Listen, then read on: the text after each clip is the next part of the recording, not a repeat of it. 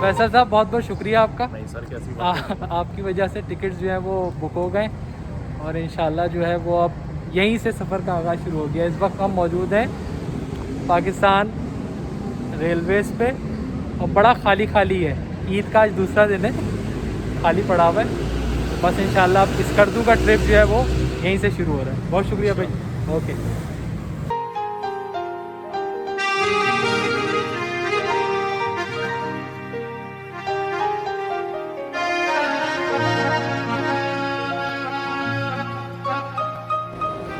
अब ट्रिप बने और शॉपिंग ना हो तो ये हो नहीं सकता। तो शॉपिंग तो हो गई और ट्रिप भी जो है, जब ट्रिप से पहले मेरी शॉपिंग जो है ना वो ख़वातीन वाली शॉपिंग हो जाती है कि वो ख़त्म होने का नाम ही नहीं लेती। जैसे ख़वातीन को आप मार्केट ले जाएं तो उनको कोई ना कोई चीज़ याद आती रहती है। तो इसी तरह चाहे शॉर्ट ट्रिप हो, लॉन्ग ट्रिप हो, विद इन कंट्री हो, आउटसाइड कंट्री हो, तो मेरी जो है वो शॉपिंग इससे ज़्यादा चलती रहती है। एनी हाउ कुछ चीज़ें ले ली हैं, कुछ चीज़ें बाकी हैं, वो भी देखते हैं क्योंकि अब 2 दिन है जाने में और काम बहुत से हैं। अब प्रोडिक्शन है रेन की। सो मैं कोशिश यही की कि ऑफिस से वापसी पे जितनी भी शॉपिंग आज कर सकता हूँ कर ली।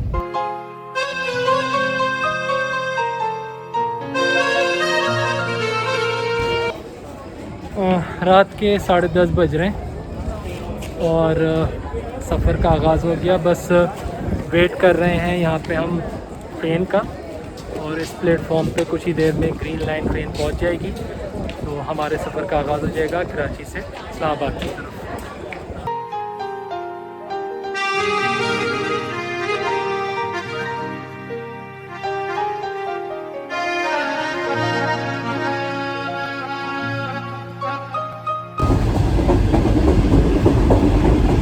अर्ली मॉर्निंग नींद थोड़ी सी हुई है, ज़्यादा नहीं हुई है और मौसम बड़ा बेहतरीन हो रहा है। पंजाब की हरियाली पीछे नज़र आ रही है। सुबह के 5:30 बज रहे हैं और सूरज जो है वो अभी शुरू होने की कोशिश कर रहा है। जो लाइटिंग शेड सन के हैं वो शायद अभी वीडियो में नज़र नहीं आ रहे हो, लेकिन जो लाइव मंजर है वो बहुत ही बेहतरीन।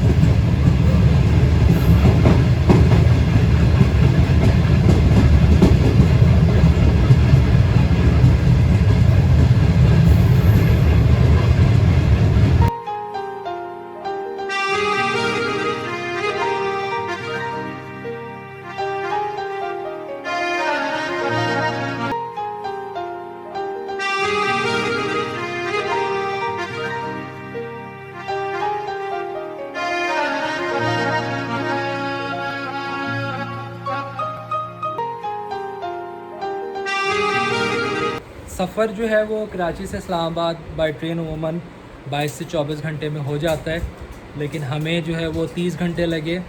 ऑल्दो हम ग्रीन लाइन से आ रहे थे, लेकिन इशू ये था कि पंजाब के मुख्तलिफ़ इलाक़ों में बारिशें हो रही थी, जिसकी वजह से रेलवे की ट्रैक जो है वो ज़ाहिर वेट हो जाता है और ट्रेन जो है वो स्लो हो जाती है।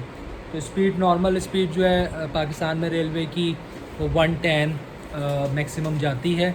नॉर्मली 90-100 किलोमीटर पर आवर के ऊपर ट्रैवलिंग होती है। तो कल जो मैं फॉलो कर रहा था वो 60-70 जो है वो पे भी स्पीड पे ट्रेन चल रही थी और average I guess 80 kilometre per hour के ऊपर वो ट्रेन चली होगी। इसकी वजह से हमें 30 घंटे लगे इस्लामाबाद पहुंचने तक।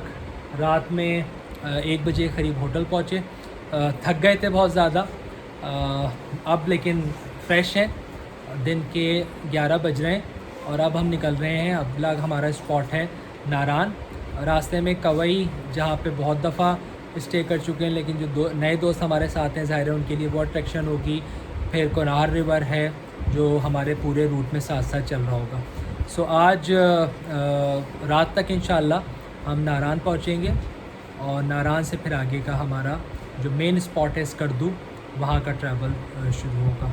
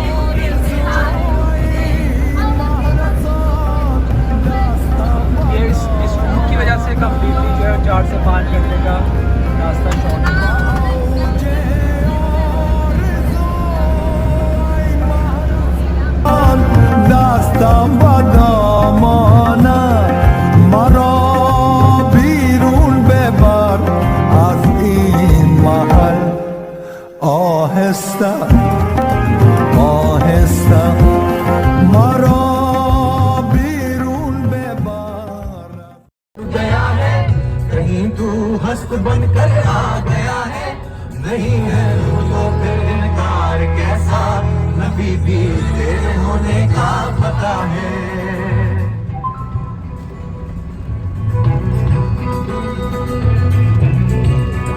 मैं जिसको कह रहा हूँ अपनी हस्ती, मैं जिसको कह रहा हूँ अपनी हस्ती, अगर वो तू नहीं तो और क्या है।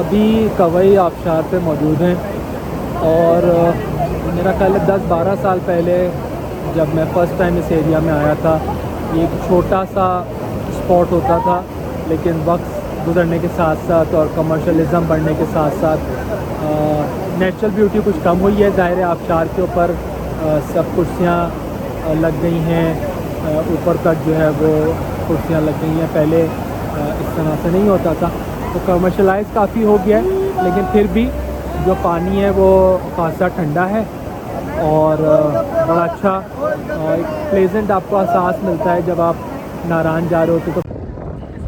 जी मैं अब पहुंच गया हूं लुलुसर लेक पे।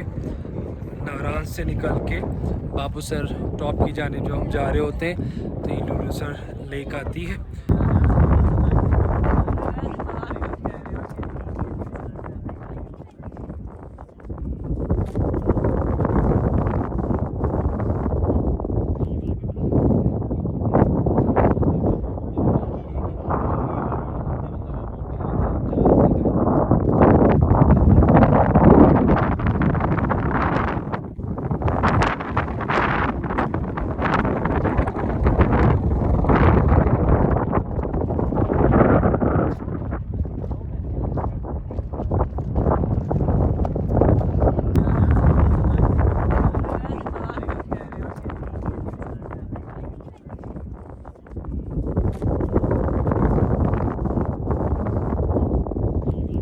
पाकिस्तान की खूबसूरती देखने से ताल्लुक़ रखती है।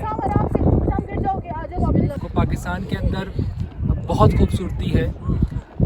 आइए आप जो पाकिस्तान में रहते हैं वो भी, और जो पाकिस्तान से बाहर भी हैं वो भी। हुकूमत पाकिस्तान ने भी इस साल को डिक्लेयर किया है टूरिज़म के हवाले से।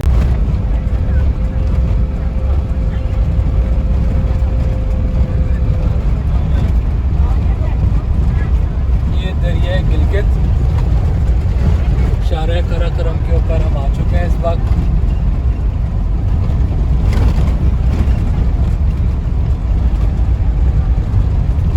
दरिया गिलगित जो है वो साथ साथ चल रहा है। अभी गिंदी नाम आएगा, गिंदी एक जगह का नाम है, वो आएगा। फिर उसके बाद रायकोट आएगा। सही। रायकोट से आप ऊपर जाते हैं फेरी ट्रैक है वहाँ। अच्छा। वहाँ से अली भाई 3 घंटे का पैदल ट्रैक है और 2 घंटे की जीप ट्रैक है। अच्छा।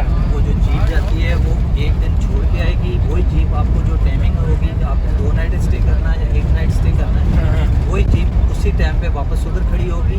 फिर आप वहाँ पैदल आएंगे, पैदल से फिर वापस नीचे आएंगे जीप पे बैठ के। ये आपने नंगा पर्वत व्यू तक जाना है, बेस तक जाना है, तो आपकी कम से कम 2 से 3 दिन चाहिए। ठीक है, क्योंकि यहाँ से तकरीबन पैदल और दूसरा जीप ट्रैक 5 घंटे का समझ लें वहाँ पे पहुँचने का टाइम लगता है। अच्छा, ये रोड ऐसी ही है या आगे नहीं, रोड आगे जाके रोड जाके आगे बेहतर हो जाएगा?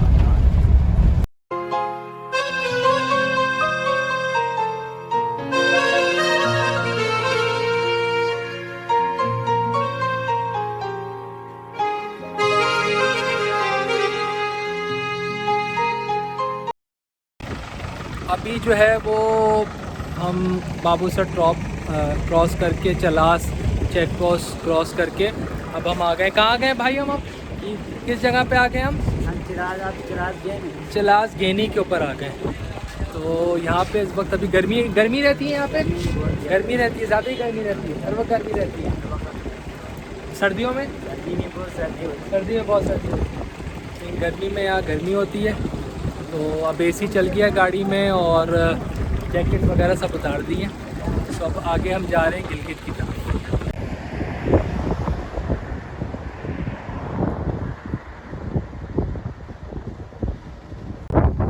मैं इस वक्त मौजूद हूँ नागा पर्वत के बेस कैंप पे।